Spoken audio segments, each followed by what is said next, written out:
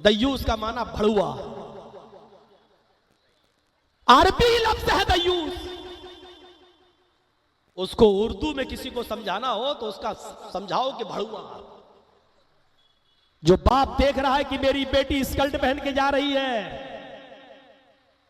बाहें खुली हुई हैं, सर पे दुपट्टा नहीं है, एयर होस्टेस बनी हुई है, जा रही है ऊंची एड़ी की चप्पल पहन के, वो बाप भड़ुआ। बाप देख रहा है कि मेरी बेटी स्कर्ट पहन के जा रही है, बाहें खुली हुई हैं, सर पे दुपट्टा नहीं है, एयर होस्टेस बनी हुई है, जा रही है ऊंची एड़ी की चप्पल पहन के, वो बाप भड़ुआ। जो भाई देख रहा है कि साल में मेरी बहन जा रही है, वो भाई हुआ।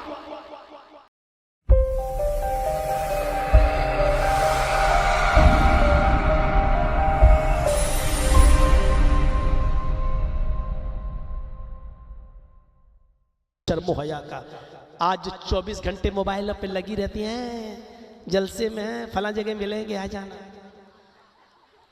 इनके बारे में क्या ख्याल है? और फिर एक बाप क्यों देता है अपनी बेटी के हाथ में एंड्रॉयड मोबाइल? मुझे बताइए, आपकी बेटी को कैमरे वाला mobile, Android mobile, social media वाला मोबाइल, व्हाट्सएप चलने वाला, फेसबुक और मैसेंजर चलने वाला मोबाइल क्यों चाहिए? वजह क्या है? एक भाई अपनी बहन के हाथ में देखता है और एक बाप अपनी बेटी के हाथ में देखता है और फिर भी खामोश। मुझे कोई बताए कि दयूस कहां किसको गया?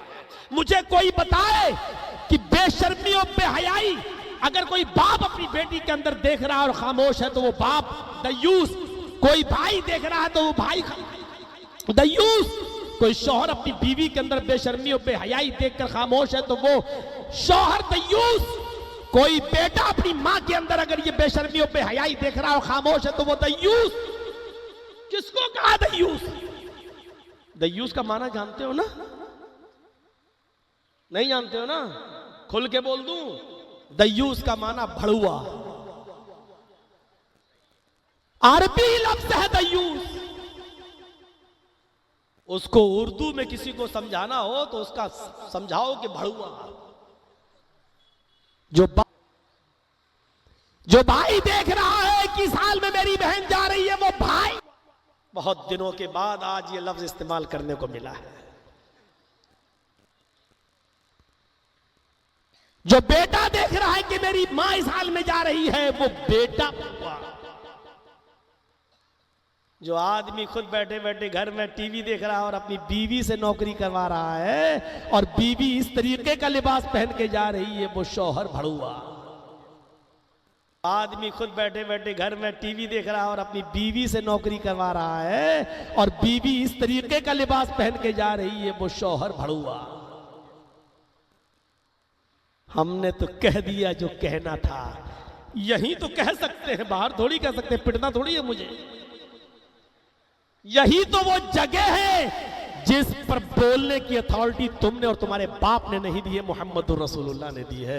यही तो हम अपनी आजादी का पूरा फायदा उठाते हैं। यहां से जाने के बाद तो हमें गालियां सुनना पड़ेंगे, सुन लेंगे हम। पूरे महीने तुम्हारी गालियां सुनेंगे, पूरे साल, लेकिन ये 1.5 घंटा तुम्हें मेरी सुनना पड़ेगी।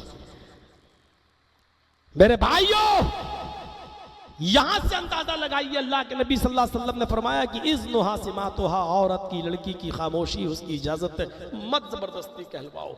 ये शर्म हया है। कितनी होती है लड़की की शर्म हया कि वो बेचारी शर्म हया से कह भी नहीं पा रही है। तो आपने फरमाया मत कहलवाओ, उसकी खामोशी उसकी इजाजत है। एक सहाबिया मैदान जंग में उनका बेटा लड़ रहा है। अबू दाऊद किताबुल जिहाद की रिवायत। उस सहाबिया का नाम है उम्मे खल्लाद। उसका बेटा मैदान जंग में लड़ते लड़ते शहीद हो गया, कत्ल कर दिया गया। औरत को पता चला कि मेरा बेटा मैदान जंग में कत्ल कर दिया गया। अपने बेटे की लाश देखने के लिए बेचैन हो गई।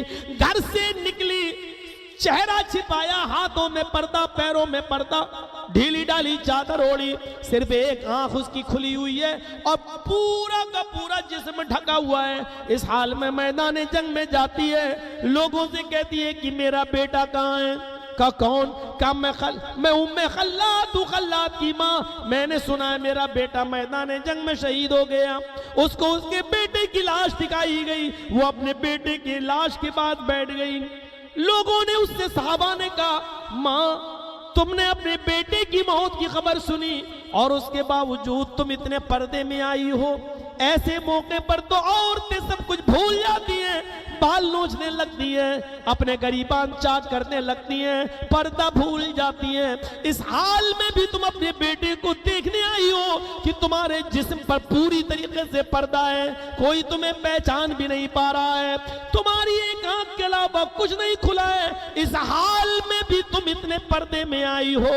उस औरत ने जवाब दिया, इन उर्जा इब्नी फलन उर्जा हयाई। लोगों, मैदाने जंग में मैंने अपना बेटा खोया है, मैंने अपनी हया नहीं खोई, मैंने अपनी शर्म नहीं खोई। मैदाने जंग में मेरा बेटा मुझसे छीना गया, मैं अपने पर्दे का जनाजा नहीं निकालना चाहती, मैं अपनी हया का जनाजा नहीं निकालना चाहती। ऐसे मौके पर भी उस औरत की हया का हाल ये था। मेरी बहनों, तुम्हारी हया और इस औरत की हया का क्या मुआवजा है? तराजू पर रख के तौलो, तुम्हारी हया आज किस दर्जे में है, उसकी हैसियत क्या है, उसका मकाम क्या है और उसको कौन सा दर्जा दिया जाए। आज हमारी मां बहनों की हया का और इस औरत की हया का कौन सा दर्जा दिया जाए।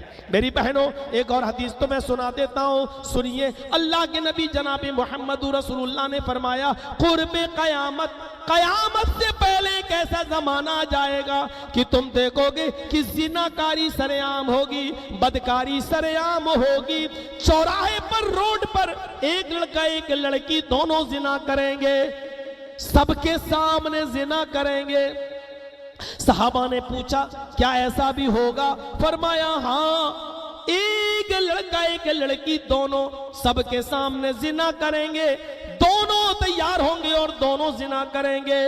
और उस जमाने का, अल्लाह के नबी ने फरमाया, उस जमाने का सबसे शरीफ इंसान वो होगा, उस जमाने का सबसे नेक इंसान वो होगा जो इस लड़की और लड़की को जिना करते हुए देखेगा, इन दोनों के पास जाएगा और इनको मना नहीं करेगा। ये कहेगा, बेटा तुम ये काम जो कर रहे हो अपनी गर्लफ्रेंड से, अपनी माशूका से, अपनी महबूबा के साथ ये काम जो कर रहे हो, इस चौराहे पर या सबके सामने मत करो, यहां से मेरी मां बहन बेटियां भी गुजरती है, यहां ये काम ना करो। अगर तुम्हें ये काम ही करना है तो ये मेरा घर बना हुआ है, घर के पीछे की दीवार है, उस दीवार के पीछे जाकर ये काम कर लो। ये मेरा खेत है, इस खेत की झाड़ियों में चले जाओ अपनी गर्लफ्रेंड को लेकर और ये काम कर लो। इस रास्ते पे मत करो, जो मना नहीं कर पाएगा, जो कहेगा करो, लेकिन सबके सामने नहीं, इस दरख्त की आड़ में कर लो, इस दीवार की आड़ में कर लो। ये कहेगा, ये उस कहने वाला उस जमाने का सबसे शरीफ इंसान होगा, सबसे नेक इंसान होगा। यानी इस नेक इंसान में भी मना करने की जरूरत नहीं होगी। आज वेस्टर्न कल्चर ने, पश्चिमी सभ्यता ने, मगरिबी तहजीब ने आज इतना तो बेशरम बना ही दिया है कि लड़का और लड़की हाथ में हाथ डालकर घूम रहे हैं। जाओ गोमती नगर का मुआयना कर लो, जनेश्वर पार्क का मुआयना कर लो, और जाओ आप किसी भी घूमने की और पब्लिक प्लेस पर जाकर इन चीजों को देख लो। पार्कों में मुंह से मुंह लगाए बैठे हुए ऐसे बैठेंगे जैसे कुत्ता कुतिया दोनों सड़कों पर बैठे हुए हैं और एक दूसरे से लुत्फानंदोज हो रहे हैं। जब शर्म हया निकल जाएगी तो इंसान जानवर बन जाएगा, और आज जानवरियत आ चुकी है। इससे भी ज्यादा खुला हुआ और गंदा और बेहुदा मजाक देखना है तो आप गोवा चले जाओ, वहां लड़के और लड़की के जिस्म के ऊपर से कपड़े भी उतर चुके हैं और दोनों इसी पॉइंट पर बिल्कुल नंगे और बरहाना नजर आएंगे।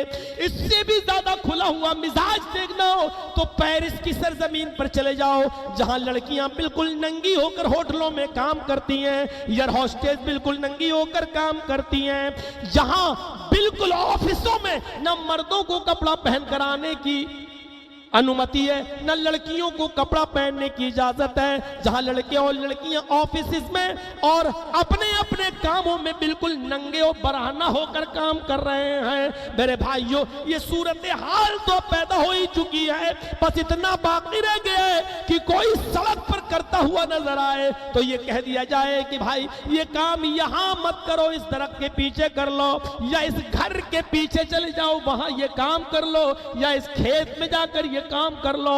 यानी शर्म हया का जनाजा निकल चुका होगा और वेस्टर्न कल्चर में आज ये जमाना आ चुका है। मेरे भाइयों, ये चीज अब पैदा हो चुकी है। आप जाइए और देख लीजिए क्या क्या आज ओरियानियत के बाजार गर्म है और हर जगह आपको बेशर्मी और बेहयाई नजर आएगी।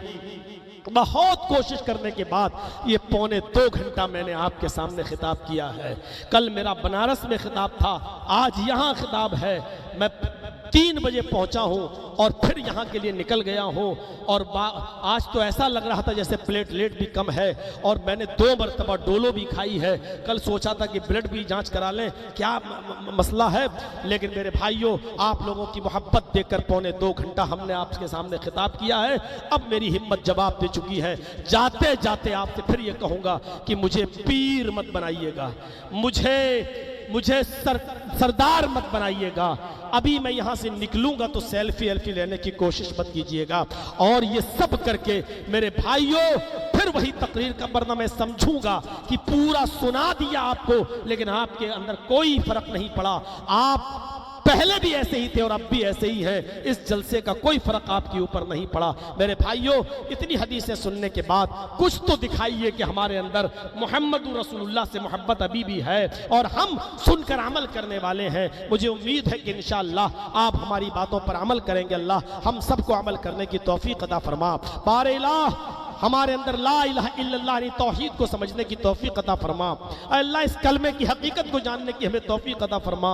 इंसानियत को समझने की तौफीक अता फरमा। बेशर्मी और बेहयाई हमारे समाज से दूर करके शर्म हया हमारे समाज में पैदा फरमा। इलाहुल आलमीन, जब तक तू हमें जिंदा रख, इस्लाम पे जिंदा रखना, और जब हमारा खात्मा हो तो ईमान पर हमारा खात्मा फरमाना। वमा अलैना इल्लल बलागुल मुबीन व आखिरु दअवाना अनिल हम्दुलिल्लाहि रब्बिल आलमीन। अस्सलामु अलैकुम व रहमतुल्लाहि व बरकातुहू।